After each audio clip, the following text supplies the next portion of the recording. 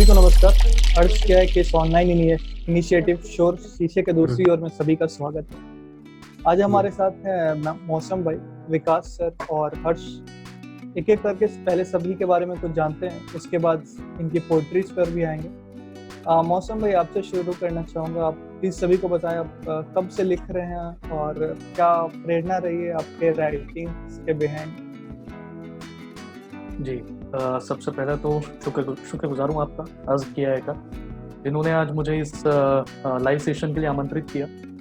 और बहुत ही सराहनीय पहल है। अब जब सभी इस वैश्विक महामारी से हम सभी जूझ रहे हैं और लॉकडाउन का पालन कर रहे हैं, अपने घरों में बैठे हैं, ऐसे दौर में आप कलाकारों को, उनकी कला को, उनकी रचनाओं को हर घर घर तक, कला प्रेमियों तक पहुंचा रहे हैं, तो ये बहुत ही सराहनीय कार्य है। इसके लिए आपको साधुवाद। रही बात मेरे लेखन की तो ये तो कई सालों से मैं लिख रहा था। शुरू में कच्चा पक्का लिखता रहा। जब शुरू में होता है ना, जब हम कुछ लिखना शुरू करते हैं तो उस वक्त बस केवल एक ये रहती है, अच्छा कि हाँ कुछ तो लिखना है, पर वो कैसे लिखना है, उसको लिखने के क्या नियम होते हैं, क्या व्याकरण को ध्यान में रखना चाहिए, शब्द अनुशासन क्या होना चाहिए, वो सारी चीज़ें जब उस समय समझ नहीं थी, बस लिखते थे, अच्छा लगता था। लेकिन कहीं ना कहीं फिर लेखन में और साहित्य के प्रति रुचि आती गई और फिर धीरे धीरे पढ़ना समझना शुरू किया। कई लोग मिले बेंगलोर में, जहाँ मैं कार्यरत हूँ, वहाँ पे कई लोगों से मिलना जुलना हुआ। तो एक जो समझ होती है वो बढ़ती गई, परिपक्वता आती गई। और कहीं ना कहीं अभी भी, क्योंकि साहित्य का जो सागर है वो काफ़ी बड़ा है, बहुत गहरा है, तो बस जितना सीखो उतना कम है। तो अभी भी बस मैं तो यही कहूँगा कि हम सीख ही रहे हैं। शुक्रिया मौसम भाई, आपकी पोइट्री और गीत सुनने आते हैं। फिर विकास सर के पास आते हैं। सर मेरे गुरु भी रह चुके हैं। बहुत कुछ सीखने मिल रहा है इनसे, सब्जेक्ट वाइज भी और लाइफ में भी। बहुत बार रिक्वेस्ट किया था पहले भी सर को आने के लिए, बट फाइनली ऑनलाइन में आ पाए हैं। तो welcome sir, thank you so much for coming. Please sir, if you can share something about yourself. Thank you Deep, और वेलकम एवरीबॉडी जो भी यहाँ पे हैं। सबसे पहले तो और deepest core of my heart से अप्रिशिएट करता हूँ मैं पहले भी बता चुका हूँ दीप कि the way you do things और द थिंग्स यू डू, ये बहुत यूनिक है, बहुत अप्रिशिएटेड है। और मैं बहुत सालों से लिख रहा था, द मौसम भाई जैसे बोल रहे थे, मेरे लेखन में भी वही है मौसम। व्याकरण का ज्ञान नहीं है, लेकिन बस यही है कि कुछ मन में आता है तो I just pen it down. तो मेरा अभी भी वैसा ही चल रहा है। मौसम के वाक्यों से लगता है कि उसमें साहित्य थोड़ा वो रम गया है। मैं अभी भी साहित्य से बहुत दूर हूँ। लिखते रहना चाहिए, पढ़ते रहना चाहिए। तो पढ़ते रहेंगे, लिखते रहेंगे तो बड़ी परिपक्वता आती रहेगी। करेक्ट। लेकिन लाइफ बस ऐसी है आईटी में कि थोड़ा डिफ़िकल्ट होता है इन सब चीज़ों के लिए टाइम निकालना। तो बस वही है, मैं दिल्ली में हूँ फ़िलहाल और आईटी में ही जॉब चल रहा है अभी मेरा। तो 10 साल हो गए जॉब के। तो and thank you so much Deep कि आज वाकई में मतलब I am feeling very happy कि I am part of this show. Really I wanted to be part of this show. तो thank you so much sir, हमारे शो का मान बढ़ाने के लिए। हर्ष आपके पास आते हैं। हर्ष हमारे साथ अर्थ क्या है कि फेसबुक पेज से जुड़े, इन्होंने अपना रिक्वेस्ट भेजा था कि he also wants to perform. तो हर्ष अपने बारे में बताओ, कब से लिख रहे हो? कब से लिखना शुरू किया, मतलब मैं काफ़ी, मतलब बचपन, अभी भी मेरा काफ़ी बचपन बचा ही हुआ है, मगर मैं कहूँगा मैं जब बहुत पहले से लिखना शुरू किया। और मुझे हमेशा से इन सभी चीज़ों में रुचि थी। लोगों को हंसाना, लोगों का दर्द शेयर करना, लोगों की बातों को अपनी कविता में लिखना, और काफ़ी मुझे मज़ा भी आता था। काफ़ी मेरे अंदर, मैंने अपने आप को इस चीज़ के बारे में ढूंढा कि मैं ऐसा भी कुछ कर सकता था। तो मैंने माँ के बारे में लिखा, पिताजी के बारे में लिखा। तो माँ, पहले तो मैंने उन दोनों को अपनी तरफ कर लिया कि कहीं बाद में आके ये मुझे ना बोले कि ये तू क्या कर रहा है। तो पहले मैंने इन दोनों को अपनी तरफ करके उन्हें समझाया कि ये ऐसा होता है, ये कोई खराब चीज़ नहीं है, ये तो अच्छी बात है, ये काफ़ी लोग इससे जुड़े हुए हैं। तो बाबा ने बोला ठीक है तू कर, ये भी कर। तो और मैं सबसे प्रथम मैं लोगों को हंसाता हूँ, दूसरा मैं कविता लिखता हूँ। ये मेरे 2 काम है और मुझे इन दोनों काम में काफ़ी मज़ा आता है। तो हर्ष, आज आप क्या करने वाले हो? कविता सुनाने वाले हो या हंसाने वाले हो?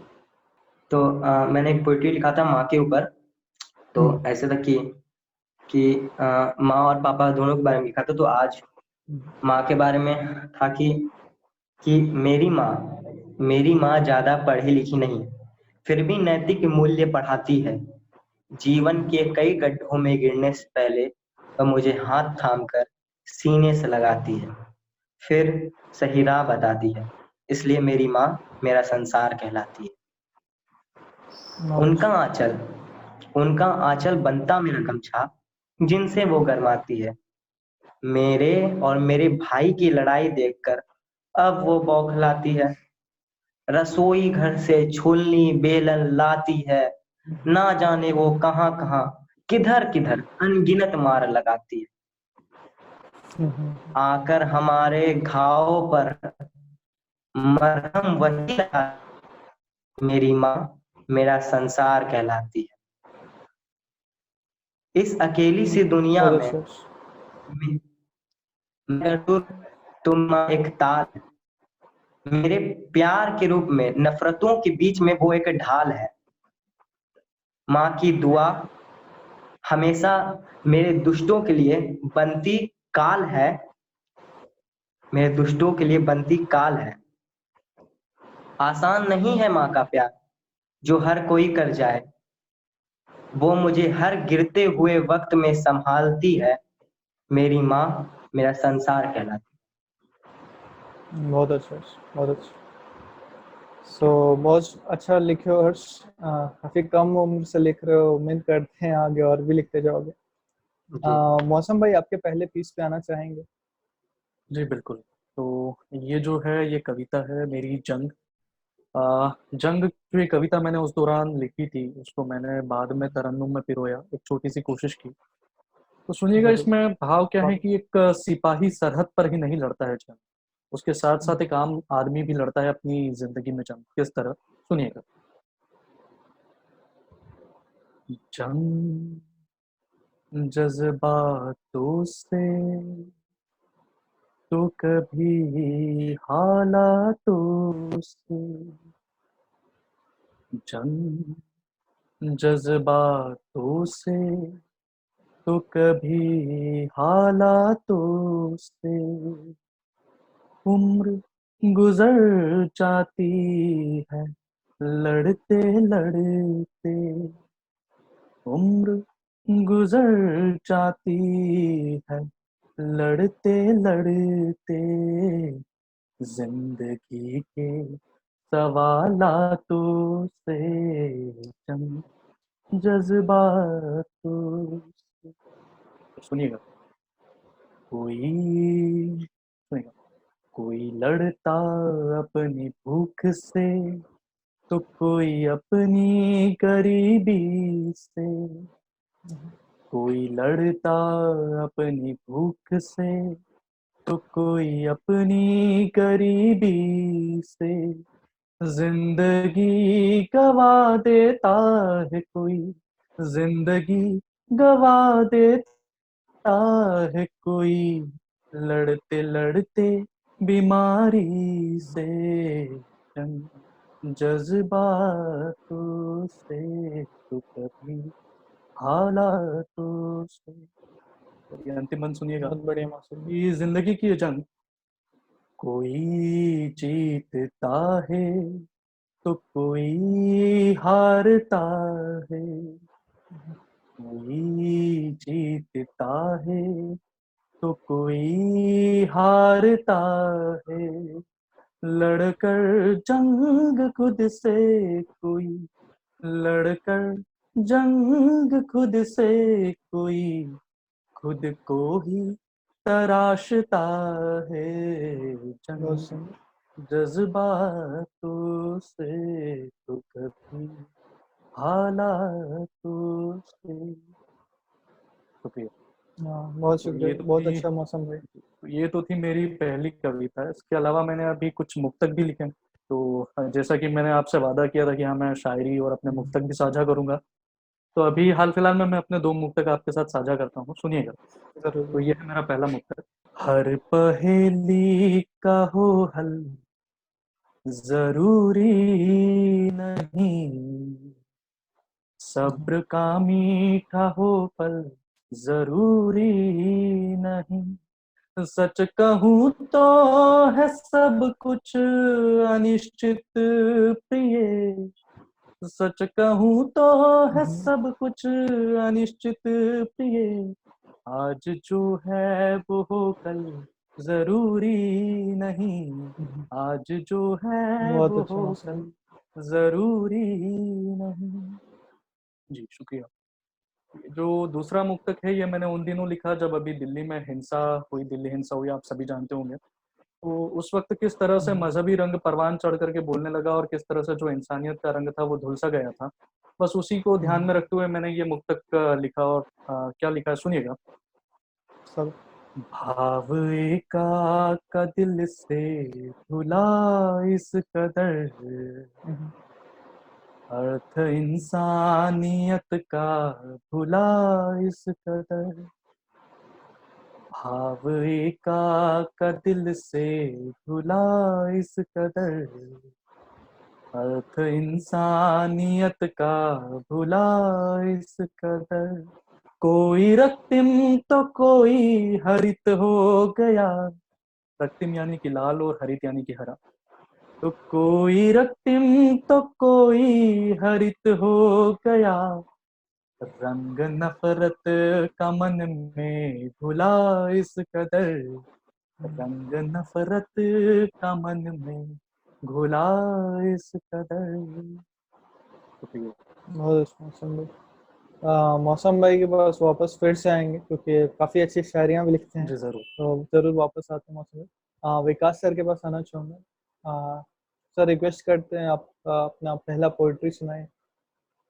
हाँ, तो मैंने सुना मौसम को, बहुत अच्छा लिखते हो आप, बहुत ही अच्छा लिखते हो। मतलब आप एक ट्रू राइटर हो। आप में सिर्फ वो कहते हैं ना कि पोएट्री में एक लय होता है। आई मीन आप में सिर्फ वो लय ही नहीं है, आप में सुर भी है। बहुत सही लिखते हो आप, मतलब मुझे बहुत पर्सनली बहुत सही लगा, और बहुत टची है, बहुत इंटेंस शब्द यूज करते हो आप, बहुत बहुत सही है, मुझे बहुत सही लगा। Thank you so much. थोड़ा नर्वस फील कर रहा हूँ मैं आपको सुनने के बाद।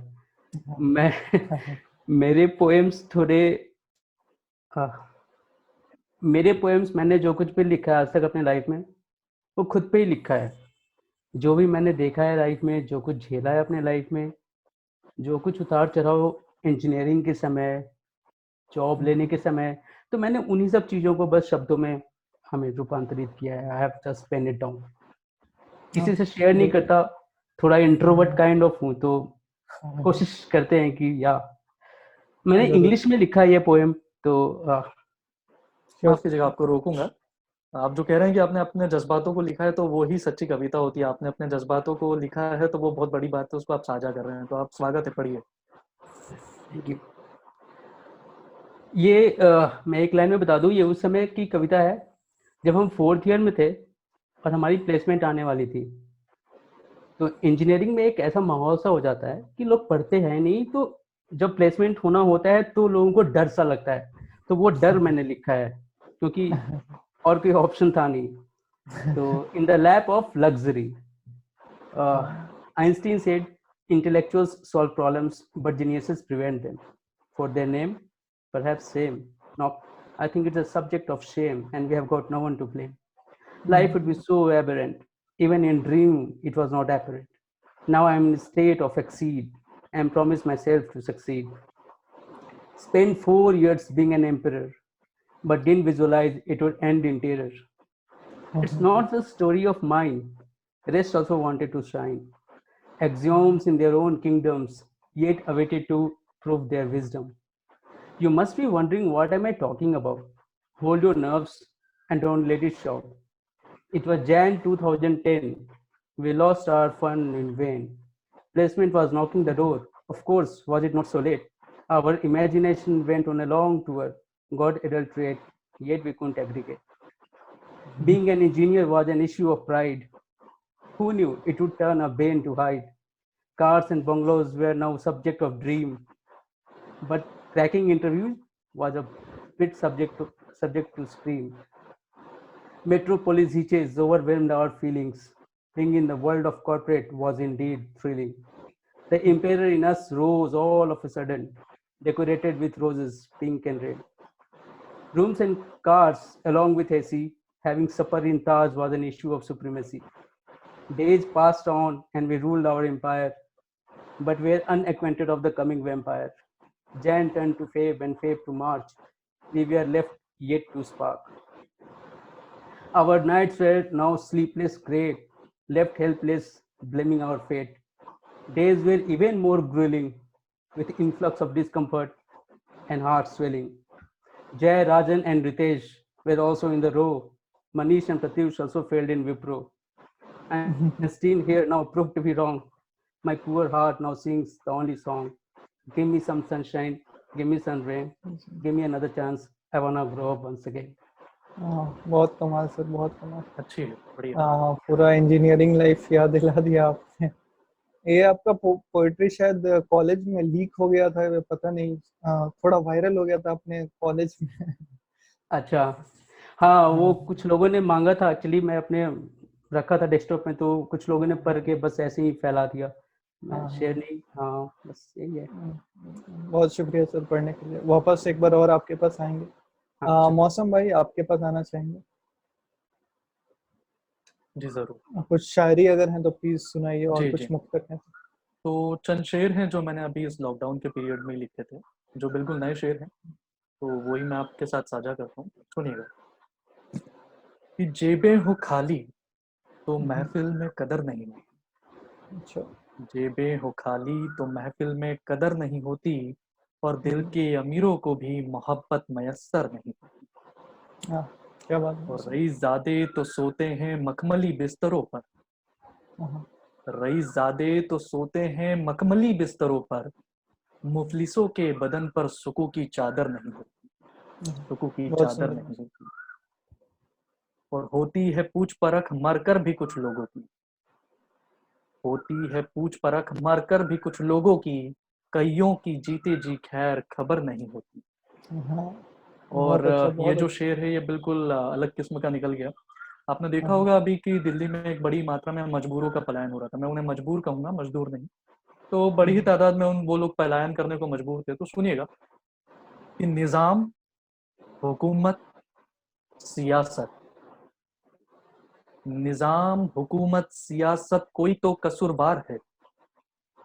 निज़ाम, हुकूमत, सियासत कोई तो कसूरवार है, वरना बेबसों की भीड़ कभी बेघर नहीं होती, कभी अरे, बेघर नहीं होती। बहुत अच्छा मौसम है, बहुत और अच्छा। चवन्नी कमाकर भी कोई खुश रह लेता है। चवन्नी कमाकर भी कोई खुश रह लेता है, किसी की लाखों कमाकर भी गुजर बसर नहीं हो। अरे, क्या बात है मौसम है। शुक्रिया, बहुत सही, बहुत बहुत सही शुक्रिया बोला दीपांशु मौसम भाई। भाई। अगला शेर यूं है कि रसूखदारों पर अक्सर रहम करता है जमाना। रसूखदारों पर अक्सर रहम करता है जमाना, क्यों लाचारों पर रहम की नजर नहीं होती। और ये अंतिम शेर कि जरदारों की तो जैसे हर रात उजियारी मौसम। जरदार मतलब कि रिच पीपल या अमीर लोग। तो जरदारों की तो जैसे हर रात उजियारी मौसम, गम के मारों की तो शब की सहर नहीं होती। शब की सहर नहीं होती। अरे, और जेबें हो मजा आ गया खाली तो मौसम में। महफिल में कदर नहीं होती। महफिल में कदर नहीं। शुक्रिया, मजा आ गया बहुत मौसम में। बहुत अच्छे मौसम, बहुत अच्छे, बहुत बहुत बहुत बहुत अच्छे। शुक्रिया। बहुत तो आपके आगे हो तो इसके अलावा दो और मुक्तक है जो मैंने नए मुक्तक हैं बिल्कुल लिखे थे, तो आपके माध्यम से अगर आपकी जरूर अनुमति हो तो मौसम मैं भाई, बिल्कुल साझा स्वागत करना चाहूँगा। शुक्रिया। है। जरूर जरूर, स्वागत। सुनिएगा पहला मुक्तक। मन में है वेदना फिर भी चिखते नहीं, ये विरह के हैं आंसू जो दिखते नहीं। मन में है वेदना फिर भी चिखते नहीं, ये विरह के हैं आंसू जो दिखते नहीं। चोट खाए हुए हैं हृदय सब मगर, चोट खाए हुए हैं हृदय सब मगर, प्रेम लिखते हैं सारे, दर्द लिखते नहीं। प्रेम कमाल। लिखते हैं सारे, दर्द लिखते नहीं। शुक्रिया। बहुत सुंदर, बहुत सुंदर। और एक अलग किस्म का मुक्तक निकल आया अभी इस लॉकडाउन के दौरान। जिस तरह से हम सभी अपने घरों में कैद हैं, लॉकडाउन का पालन कर रहे हैं, तो उसी को ध्यान में रखते हुए ये बात कही, सुनिएगा। सब कि रास्ते थे कठिन और कठिन हो गए, घर से निकले बिना कितने दिन हो गए। रास्ते थे कठिन और कठिन हो गए, घर से निकले बिना कितने दिन हो गए। एक विषाणु ने ऐसा जो ढाया कहर, एक विषाणु ने ऐसा जो ढाया कहर, जैसे बोतल में बंद सारे जिन हो गए। जैसे बोतल में बंद सारे जिन हो गए। अरे क्या बात है मौसम भाई, बहुत शुक्रिया, बहुत बहुत शुक्रिया, बहुत सही फरमाया मौसम भाई। बहुत बहुत कमाल लिख रहे हैं धन्यवाद। मौसम भाई, आपसे बहुत कुछ सीखने को मिलता रहता है। जी, इसी हम भी तरह अभी तो सीख सुनाते ही रहे रहिए। हैं। धन्यवाद, बिल्कुल, शुक्रिया। हर्ष, और कोई पोएट्री है आपके पास? पोइट्री तो अभी नहीं है, बट एक है एक्ट में। मैं पहले ये कहना चाह रहा था कि आपको बता देना चाहिए कि इतने सारे टैलेंटेड, मतलब ये 2 टैलेंटेड पीपल जुटेंगे मेरे साथ, मैं आता ही नहीं, स्टेप बैक करता। ये इनका तो इतना अच्छा हिंदी और उनका इतना अच्छा इंग्लिश, और मैं बीच में कहीं कोई भी नहीं। कोई बात नहीं भाई, ऐसे ही हम भी कभी किसी ज़माने में, मैं आपको बता देना चाहूँ, ऐसे ही थे, और आज भी कभी ना कभी ऐसा लगता है कि हाँ, जब ऐसा अपने से ऊपर वाले तजुर्बे जिनको हासिल है उन लोगों को देखते हैं तो लगता है। ऐसा कुछ नहीं है, आप पढ़िए, जो आपने लिखा दिल से लिखा है, स्वागत है, पढ़िए। मेन है दिल से लोगों तो को अगर मतलब आप कनेक्ट कर सकते हो तो दैट शुड बी एनफ। सबका अपना अपना स्टाइल होता है, तो प्लीज प्रेजेंट करो जो लाए हो। हाँ, एक मतलब एक मेरा एक्ट है, उससे पहले मतलब ये जो विषाणु मैंने सुना, तो इसके ऊपर मुझे कहीं कुछ मिला था, दिखा था। तो उसमें था लिखा हुआ, बंद है मंदिर, बंद है मस्जिद, बंद है हमारी पाठशाला, बंद है मस्जिद, बंद है मंदिर, बंद है हमारी पाठशाला, खुल रही है मधुशाला, भगवान भी सोच रहा है ये कौन सी बीमारी है साला। या गुड वन। सही है, थोड़ा सही। सा पंच है, एटलीस्ट थोड़ा सा पंच है। था। Good one. मदर्स डे तो मतलब मेरी माँ काफी अच्छी है, काफी, मतलब ये मतलब ऐसा नहीं है कि मेरी माँ वहाँ मुझे चप्पल लेके ये बोलने के लिए कह रही है, काफी ऐसी अच्छी है, मैं जानता हूँ मेरी माँ को, बहुत ही अच्छी है। हाँ, बट वो कभी कभी ना कुछ अजीब काम कर देती है। मतलब पापा जब भी घर में आएंगे ना, बेवजह बेवजह मुझे जोर जोर से डांटने लगेगी। मैं मम्मी को बोलता, मम्मी दंगे करवाएंगी आप। और माँ का मेरा अलग है कि ना, माँ ना मतलब माँ को बहुत जल्दी शक हो जाता है मेरे पे। कल क्या हुआ कि ना, मेरे फोन पे मैसेज आया कि अभी फ्री हूँ कॉल करो, तो माँ क्या कहने लगी कि ये कौन लड़की है जो कह रही है अभी फ्री हूँ कॉल करो। तो बोली, माँ ये अंजलि नहीं बीएसएनएल है। बहुत अच्छा, मतलब बहुत अच्छा। ऐसे कॉन्फ्यूजन्स में आप आदमी काफी शिकार हो जाता है, मतलब बेल्ट का, बेलन का। उस दिन मुझे छोलनी पड़ रही थी, और हम लोग नहीं है बात। आप लोगों ने बचपन काफी मनाए होंगे, काफी अलग अलग चीजों से। जैसे मैं अभी देखिए ऑडियंस रिएक्शन को, तो जैसे मैं मौसम भाई से पूछना चाहूंगा कि आपने किस किस चीज से मार खाया है। किस किस चीज से मार तो मम्मी से। बहुत ही हाँ, कठिन सवाल है। ऐसे कई कई कई लोगों ने मारा है और कई कई चीजों से मारा है, तो ठीक है। काफी कंफ्यूजन हो जाते हैं ना। तो मेरी माँ मुझे काफी प्यार करती है, मुझे काफी प्यार में कभी कभी उनके द्वारा कुछ अच्छे खाने भी मिल जाते हैं, और कभी कभी उनका मार भी खाना भी हो जाता है। मैंने ये कहा होगा कि मेरी माँ रसोई घर से छोलनी बेलन लाती है, ये सिर्फ कविता के लिए नहीं था, ये सच में है। मुझे मतलब एक होता है कि मारने का लहजा होता है, आप WWE में भी देखिए तो एक कुछ रूल्स होते हैं, लेकिन नहीं, मेरी माँ के लिए कोई रूल्स नहीं है। माँ को जब मन करेगा आके हमें मारकर चले जाएगी। हम क्या है, मंदिर का घंटा जो जब मन आ रहा है माँ बजा के जा रही है। काफी मतलब फिर भी मैं चाहता हूँ कि मेरी माँ मुझे प्यार करे, और मैं कुछ बोल भी नहीं सकता हूँ क्योंकि रहना तो उन्हीं के पास है, खाना उन्हीं से मिल रहा है। अगर मानिए अभी मेरी माँ थोड़ी रेस्ट कर रही है, अगर मानिए अभी वो जगी रहती है और ये बात सुन ली, तो आप विश्वास नहीं करिएगा कि मेरी रात का खाना आज कट हो जाता। मुझे आज रात का खाना मिलता ही नहीं। तो इसी कारणों से मैं कुछ बोल नहीं सकता, लेकिन क्या भी कर सकता कि ऊपर मोदी और नीचे मेरी माँ, दोनों का बात कोई काट नहीं सकता है। यहाँ सही सही। अब मैं आना चाहूंगा विकास सर के पास।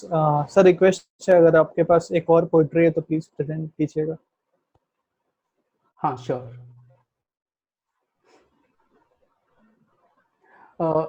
फिर से थोड़ा बैकग्राउंड बताता हूँ इस पोएट्री के बारे में। हम सभी की लाइफ में होता है, इंजीनियरिंग के बाद जॉब लगती है, जॉब छूटती है, पैसे होते हैं, पैसे नहीं होते हैं। तो ये उस समय की कविता है, जब मैं एचसीएल में जॉब करता था, लेकिन जॉब नेटवर्किंग की थी तो मैंने छोड़ दिया जॉब। सैलरी अच्छी थी लेकिन छोड़ दिया जॉब, फिर पैसे नहीं थे मेरे पास। तो उस समय क्या क्या घटा मेरे साथ, और फिर मैंने पापा के अकाउंट से 4,000 रुपए निकाले थे, तो पापा का क्या रिएक्शन था उसके ऊपर। तो यही सारा कहानी मैंने लिखा था उस समय। टाइटल इज द 4,000 bucks, वह 4,000 रुपए। I had a habit to depend on my memories, regardless of sweet and sour. This incident kept me shouting. This incident kept on shouting to share and cherish, but I thought days and hours. I have I have never had days so painful. Nights were sleepless, grueling and strainful. I lost my job and seldom worried for one. Was high in confidence, but could get just none. I finished my savings and was left with a just 100. Rice went short and gas flame turned red. I started to scream and tears rolled down my cheek. Vikas's lips were still widened, letting himself not to weep. Someone was there who was yet to be satisfied, screwed up my life with a wound, and was so horrified. I could hardly step down my bed and cried in pain. It took away everything. My interviews went in vain. The worst cause of my condition so mediocre is yet to be penned down. I lied helpless and restless, with my face turning red and brown. I was left alone, and even Dad never made a call. He always asked for money, and I wasn't all. I could seldom forget his 4,000 bucks, spent when needed them the most. Papa's anger burst on Mama and ordered me to get the hell lost.